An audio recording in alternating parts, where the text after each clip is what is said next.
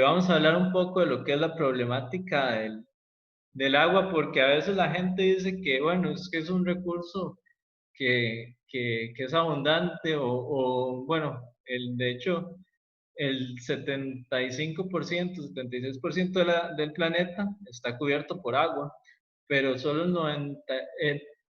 2,5% de esa agua es agua fresca, el resto, el 97,5% es agua salada, está en los mares, y de ese 2,5% que es agua dulce, solo el 0,1% está disponible para consumo humano. Y entonces ahí nos damos cuenta de que realmente no es tan abundante. Y a veces, y incluso, aunque nos haya alcanzado hasta el día de hoy, los recursos se deben gestionar bien independientemente si tenemos mucho o tenemos poco. Para ejemplificar un poco esto, les puedo dar, digamos, tal vez todos nos identifiquemos con el ejemplo de, por ejemplo, un boxeador o un futbolista o un rockstar, que ellos llegan a veces a tener un montón de dinero y viven en una abundancia de dinero y por una mala gestión, por una mala administración, terminan en bancarrota y viviendo peor que mucha gente. Entonces lo mismo puede ocurrirnos con el agua, podemos llegar a quedar en quiebra, por decirlo así, con nuestro recurso. Y en cuanto a la problemática del agua, tenemos las presiones del cambio climático que generan lluvias más fuertes y sequías más prolongadas. También tenemos que la disponibilidad del agua no es igual en todas partes ni todo el tiempo.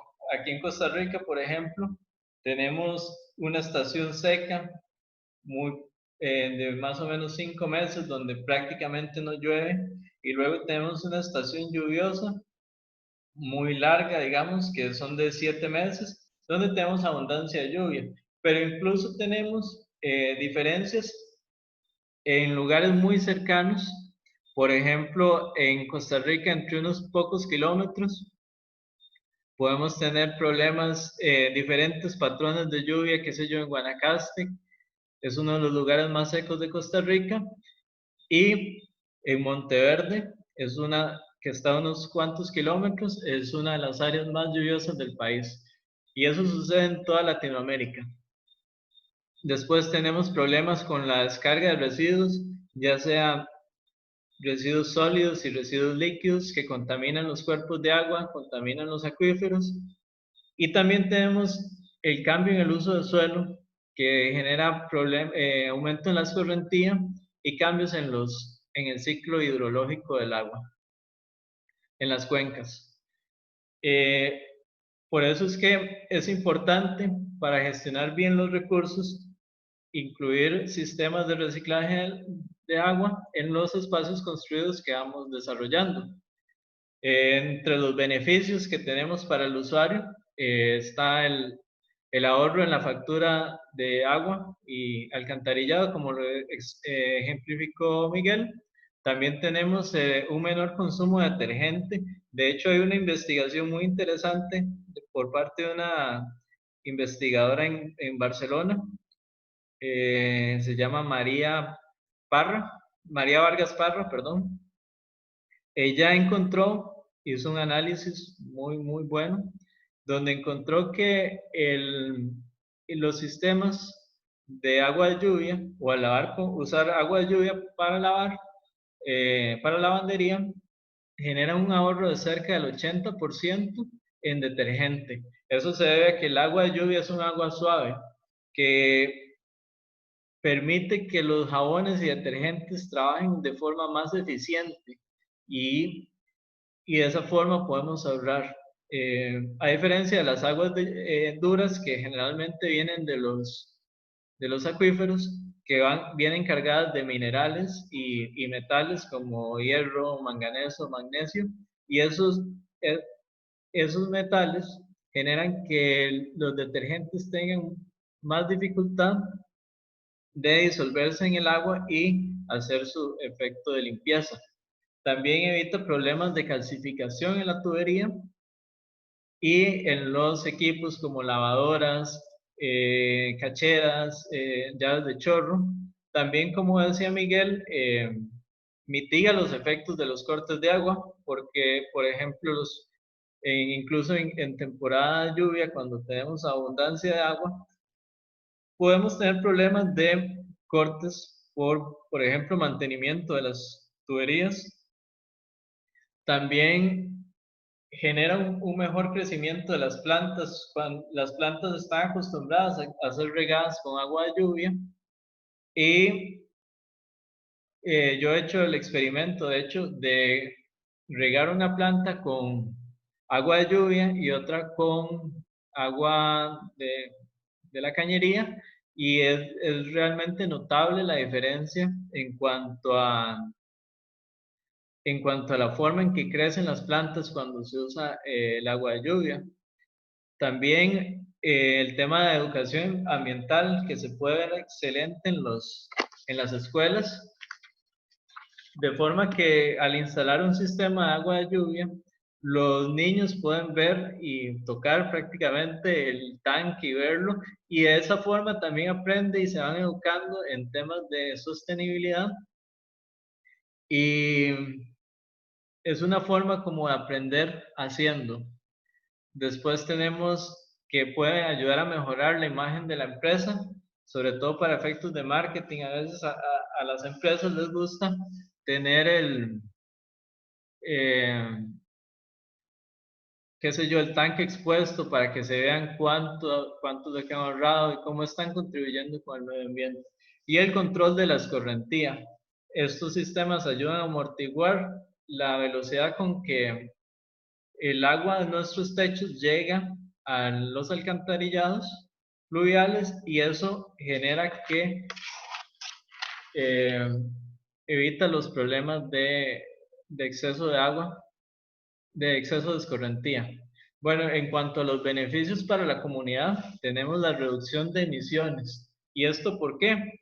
Porque cada vez que usamos agua potable hay para producir esa agua se ocupa una cantidad de energía que está asociada a por ejemplo, a la extracción del agua de los acuíferos, llevarla hasta una planta de tratamiento, tratar el agua y luego distribuirla al consumidor final. Toda esa energía que se consume para hacer ese proceso está relacionada a una serie de emisiones que con los sistemas de agua de lluvia podemos reducir o evitar. También tenemos el control de inundaciones, como les mencionaba anteriormente. Estos sistemas ayudan a amortiguar la velocidad con que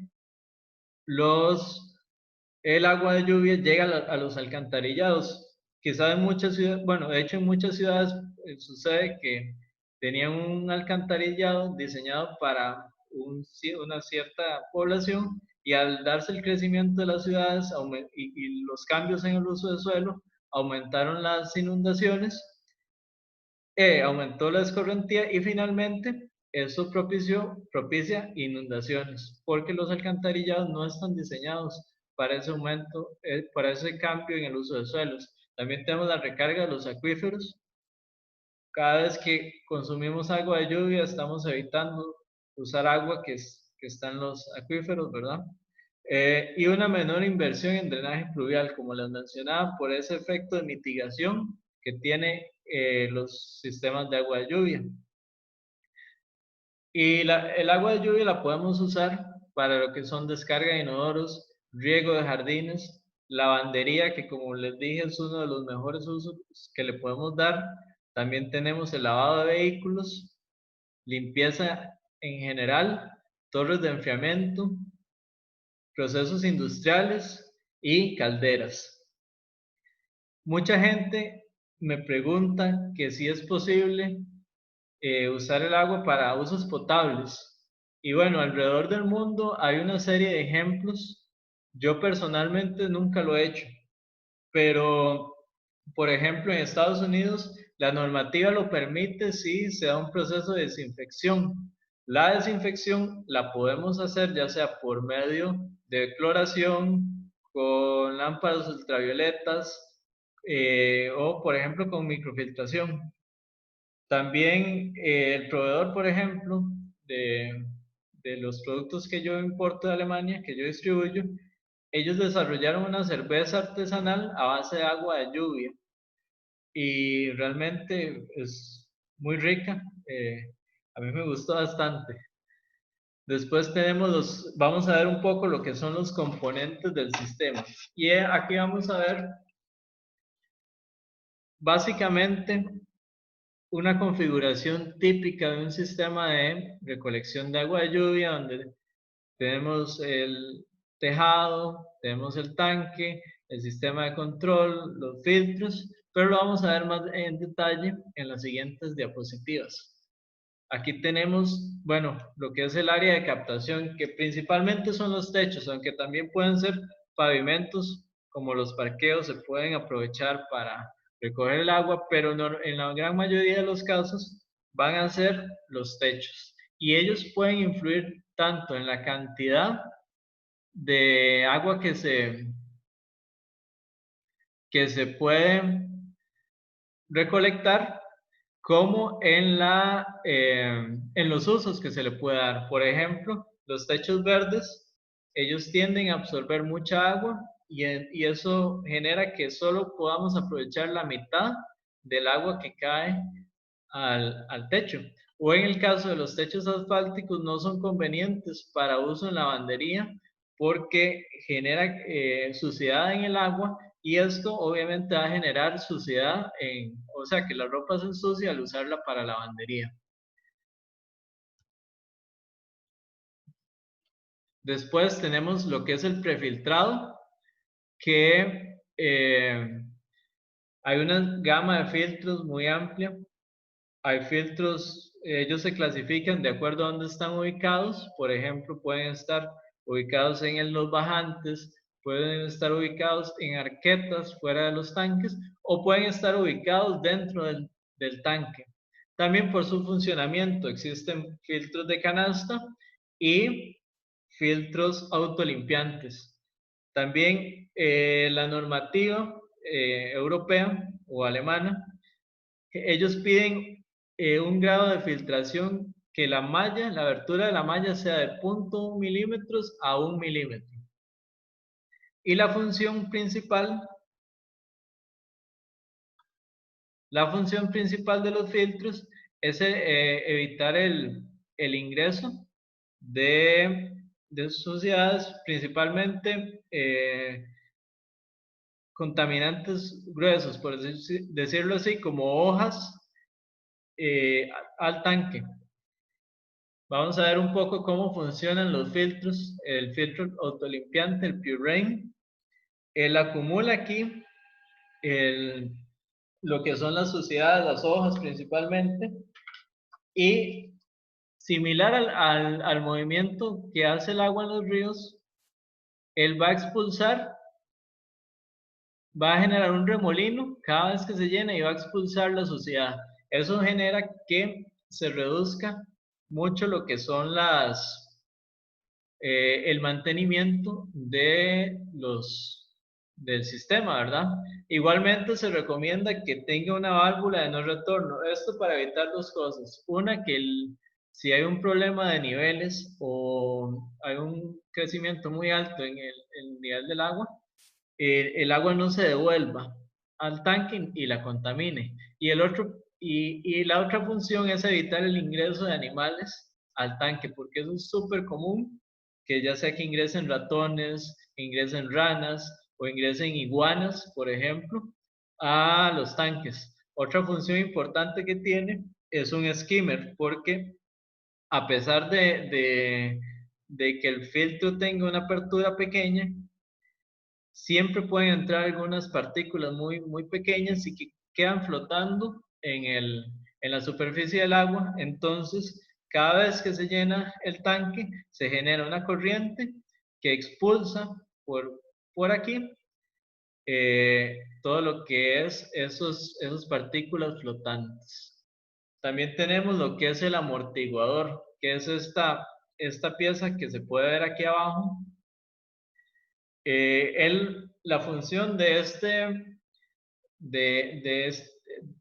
dispositivo es amortiguar la entrada del agua, porque el agua va a entrar con mucha fuerza, va a tener una caída de por lo menos 6 metros hasta llegar al fondo del tanque, y al ingresar con tanta fuerza va a generar que los sedimentos se dispersen. Entonces, la función del amortiguador es reducir la velocidad en que esa agua ingresa al tanque y que los sedimentos no se dispersen, porque los sedimentos de hecho son importantes para el tanque. Los sedimentos tienen la función de que ahí se acumulen las bacterias y ellas generan procesos anaeróbicos que ayudan a la autolimpieza del tanque. Ellas están ahí mejorando la calidad del agua que vamos a tener dentro del tanque. Después tenemos lo que es la toma de agua. La toma de agua se recomienda que sea en la zona intermedia. ¿Esto qué es? Que sea 10 centímetros debajo de la superficie y 10 centímetros sobre el fondo. Esto con la idea de evitar tanto succionar lo que son sedimentos como partículas flotantes. Entonces, más o menos, eso es la zona. Eso genera que haya un volumen de agua dentro del tanque que no se va a aprovechar, pero eso está bien y es normal dentro del funcionamiento de un sistema de agua de lluvia. Después viene lo que es el almacenamiento, que es una de las partes más importantes, sería el tanque. Lo podemos tener de concreto, de fibra de vidrio, y también lo podemos tener en diversos tipos de plástico. Eh, ok, igual lo podemos instalar ya sea bajo el nivel del suelo, a nivel del suelo o elevado. Y ellos siempre tienen que tener un rebalse para, en caso de que se llenen, el agua salga por ahí, y de hecho ese rebalse va a ayudar en los procesos de autolimpieza del mismo tanque. Como lo vimos en la sección del prefiltrado, cada vez que se llena el tanque se da ese remolino que hace que la suciedad salga expulsada por el rebalse. En cuanto al dimensionamiento del tanque, es quizá una de las partes más importantes y complicadas, porque vamos a, vamos a buscar que el tanque sea de un tamaño suficiente para que se logre una eficiencia de más o menos un 90%. Más allá de eso, lo que va a pasar es que va a ser muy costoso aumentar la eficiencia, o sea, recolectar más agua, entonces puede hacer que el proyecto no sea viable. Y ahí, bueno, recuerdo una vez que un arquitecto me contactó para que le ayudara con un proyecto que estaba diseñando, que era un apartamento de 42 metros cuadrados más o menos. Ellos ahí no tenían disponibilidad de agua, era una zona muy seca y había problemas de agua. Y yo le dije que, bueno, sí, yo le puedo ayudar, y le cobraba un monto por la consultoría, y además le di una cotización por los equipos a instalar.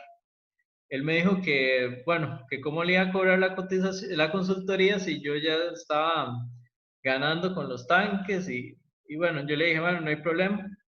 Y él decidió, al final hizo el diseño por él mismo.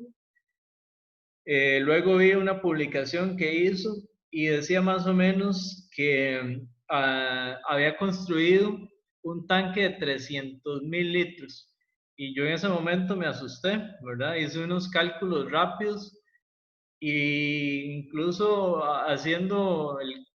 con el mejor escenario posible, aumentando incluso el área de techos que puede recoger. Lo más que hubiera recogido eran 72.000 litros. O sea, él hizo un tanque casi 4 veces más grande, más de 4 veces más grande de lo que ocupaba, que nunca se iba a llenar y prácticamente podía costar más que lo que costaba el mismo proyecto.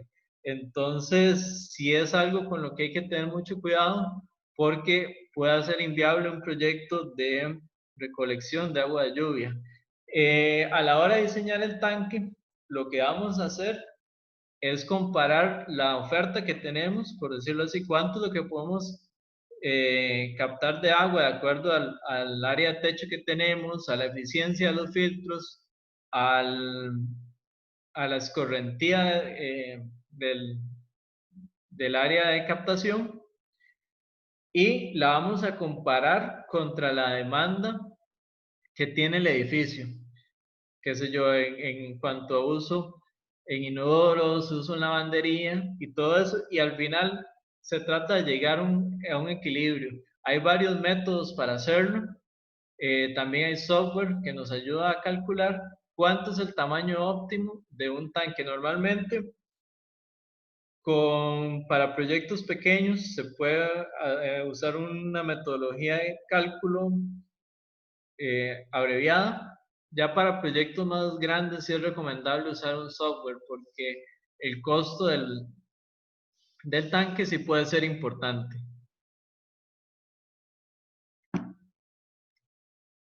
Después, ¿cómo hacemos llegar el agua a cada uno de los dispositivos?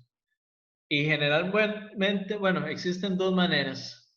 Lo que es el bombeo y lo que es hacerlo por gravedad. Les voy a hacer una encuesta. Eh, Más o menos lo que me gustaría saber qué opinan ustedes es que cuál tiene el mejor desempeño ambiental, ya sea un sistema por gravedad o uno por bombeo, eh, y cuál, y la otra es si es viable económicamente eh, usar el bombeo. Bueno, normalmente yo lo que pienso es que en condiciones normales lo ideal es usar normalmente la gravedad. Lo que pasa es que no siempre lo podemos hacer, ya sea por no sé, no tenemos la suficiente altura, eh, no tenemos el espacio. Hay bastantes razones por las que a veces no podemos usar los sistemas por gravedad. Y además una cuestión importante que hay que considerar es el mantenimiento. A veces al estar elevados y todo eso, pueden ser más difíciles de darles mantenimiento. En el caso de los sistemas de bombeo, ellos no tienen tantas limitantes para poderse usar. Vamos a ver, a terminar la encuesta y tenemos un 94% que nos dicen que son 91%, nos dicen que es más sostenible los sistemas por grada.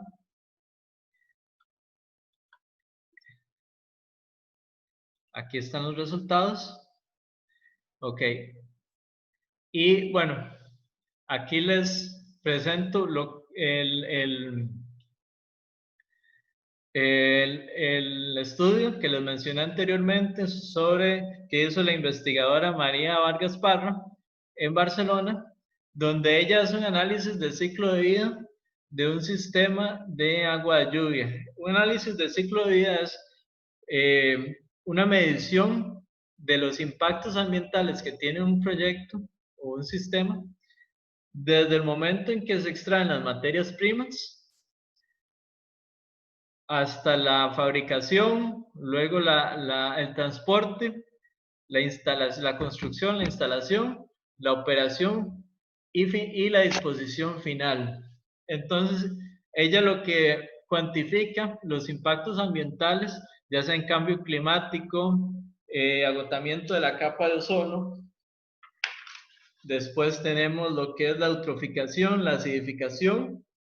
Eh, Tenemos la formación de oxidantes fotoquímicos, la formación de partículas y la demanda acumulada de energía. Y lo más curioso de, esto, bueno, aquí vemos la encuesta, la mayoría dijo que por bombeo, ¿verdad?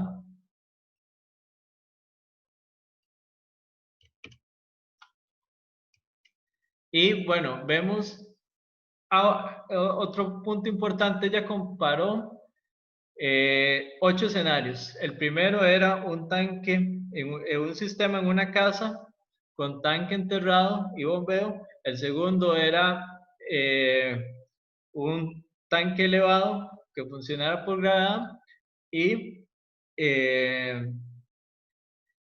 en una casa. El tercero es un tanque distribuido en el techo. Eso es como poner una piscina encima de la casa. Eso lo hizo para una casa, eh, donde ahí recoge todo el agua. El cuarto escenario son 4 casas con un tanque enterrado y un sistema de bombeo que distribuye a las 4 casas. El quinto escenario es un edificio de 5 pisos con 30 apartamentos con un tanque enterrado. El sexto escenario es un sistema, el mismo edificio con un tanque elevado por gravedad. El séptimo escenario es el mismo edificio de 30 apartamentos, ahora con la recolección en el techo, con esta, digamos, especie de piscina en la parte de arriba. Y el octavo escenario son 4 edificios con un tanque enterrado y un sistema de bombeo. Y lo que más me sorprendió es ver esto, que en el caso del sistema por gravedad para una casa, el impacto ambiental, por lo menos en lo que es la emisión de oxígeno, de dióxido de carbono, perdón, es más alto que que en el caso de el sistema de bombeo. Esto se debe principalmente a la producción del tanque. Y sí, en ambos casos, digamos, para impermeabilizar, en el escenario 3 para impermeabilizar el techo se requirió una gran cantidad de aditivos a base de petróleo y eso genera mucho más impacto que tal vez un tanque construido de concreto. Y pasa muy distinto en el caso de los edificios. En este caso, más bien fue el edificio con bombeo el que tuvo el impacto ambiental más alto y se debía principalmente al bombeo. Entonces es curioso ver cómo en este caso no hay como verdades absolutas y en cada caso puede ser como muy particular los resultados que tengamos, ¿verdad? Igualmente, siempre sigue siendo una mejor opción usar el agua de lluvia que usar el agua potable, ¿verdad? Para usos que no requiere agua potable. Y en cuanto al desempeño económico, en el escenario 1, en el escenario del edificio de 30 apartamentos con bombeo, el retorno de la inversión fue de 2.9 años y en el escenario del edificio de 30 apartamentos donde funcionaba con gravedad, el retorno de la inversión fue de 2.1 años. Entonces, en ambos casos fue bastante rentable, a pesar del bombeo y los gastos en electricidad que se generan. Después tenemos, bueno, lo que son las estaciones de bombeo y control. Estas se encargan principalmente de monitorear el agua, la cantidad de agua potable, la cantidad de agua de lluvia que tenemos en el tanque y una vez que se agota el agua de lluvia, cambia automáticamente a agua potable. Se exige que tenga una separación física, ¿verdad? De 10 centímetros en un tanque que tiene aquí internamente para que no se mezclen el agua de lluvia con el agua potable. Y se busca que siempre sean lo más eficientes posibles. ¿Por qué? Porque ellos van a estar bombeando el agua de lluvia hacia los dispositivos donde queremos que llegue el agua y eh, siempre como vemos anteriormente que la producción de emisiones puede ser muy alta debido al bombeo, entonces siempre buscamos que ese bombeo sea lo más eficiente, ya sea tanto por emisiones como por el costo de la factura eléctrica que va a generar el bombeo. Otras consideraciones importantes que tenemos que tener al,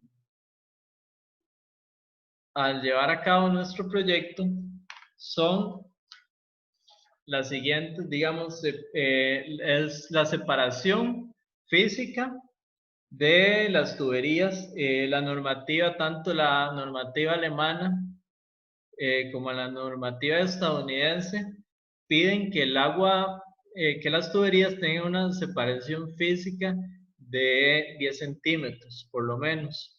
Y esto es muy importante a la hora de diseñar un proyecto donde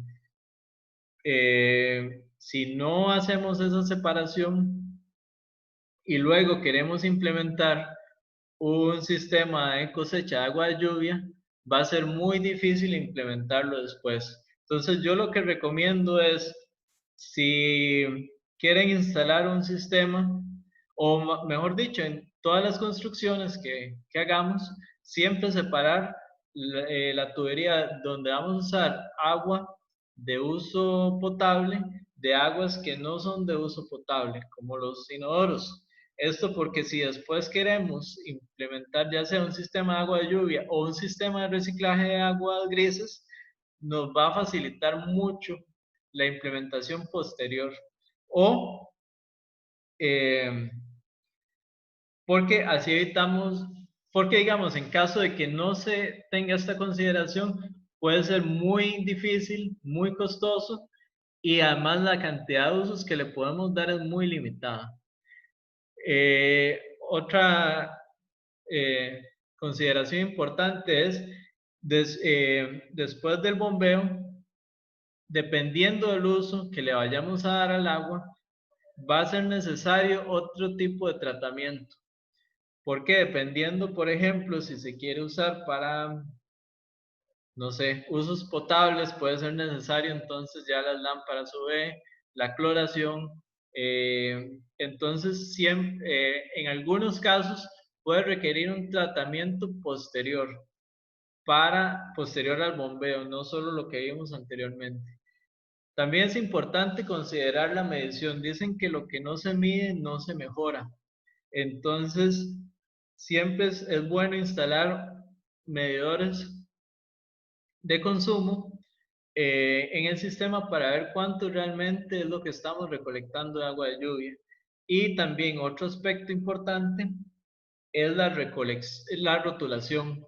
¿Por qué? Porque en caso de que no usemos ningún sistema para potabilizar el agua, puede darse el caso de que cualquier persona llegue a usar el agua de lluvia y tomarla, y eso puede causar, digamos, que la persona ingiera alguna bacteria y se enferme.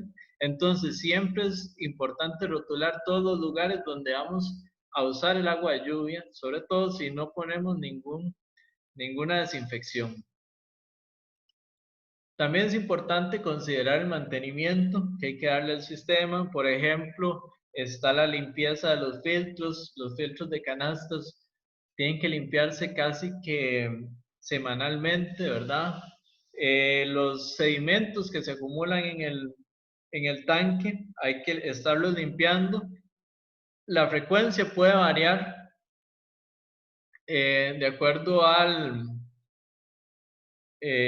la cantidad de sedimentos que se nos acumulen, pero normalmente cada 2 años, entre cada 2 años o 3 años hay que limpiar los sedimentos y eh, podemos tener también lo que es un desagüe hacia el alcantarillado pluvial o un desagüe hacia un drenaje en caso de que por una cuestión de pendientes, por ejemplo, no podemos desaguar el agua hacia un alcantarillado. Y ahí se ocupa realizar todo un diseño del drenaje para evitar que este colapse y que sea capaz de evacuar todas las aguas de lluvia, ¿verdad? Por infiltración hacia el suelo. Entonces, recapitulando un poco, hemos aprendido lo que son algunos aspectos básicos de los sistemas de agua de lluvia, los usos, los beneficios que nos brinda tanto a los usuarios como a la comunidad. Vimos los componentes que debe tener un sistema de agua de lluvia y también vimos cómo estos pueden impactar positivamente. Por ejemplo, en el caso de la casa de Miguel, yo me puse a hacer cálculos que con el ahorro que él tiene, eso equivale más o menos al consumo, digamos, que deben tomar eh, más o menos 173 personas al año. Entonces, vemos que los sistemas de agua de lluvia, por más que sean, digamos, casos pequeños, siempre están contribuyendo bastante a lo que son nuestras comunidades. Entonces, imaginemos cuánto podría contribuir si más y más personas instalaran este tipo de sistemas, ¿verdad? Y finalmente les quería presentar un curso que voy a estar dando sobre diseño, construcción y mantenimiento de sistemas de recolección de agua de lluvia en casas y edificios. El curso, más lo que está dirigido más que todo a profesionales que se dedican a la construcción, ingenieros, arquitectos, donde vamos a aprender los diferentes, bueno, todos los componentes que hay disponibles en el mercado. Vamos a aprender sobre la planificación de la obra y cómo se deben implementar, ¿verdad? Dentro de nuestros proyectos, los sistemas de agua de lluvia. Vamos a aprender sobre el cálculo de la disponibilidad hídrica y la demanda del edificio. También vamos a ver 3 metodologías distintas para el dimensionamiento de los tanques, diferentes configuraciones de instalación, ya sea elevadas o ya sea por bombeo. También vamos a ver lo que es el análisis de costos del ciclo de vida para ver la viabilidad de un proyecto. Vamos a aprender cómo darle mantenimiento a los sistemas, los estándares de diseño alemán y el estándar de diseño estadounidense. También vamos a ver qué relación o cómo se implementa esto dentro de la certificación LEED y bastante más. Realmente el curso está muy completo.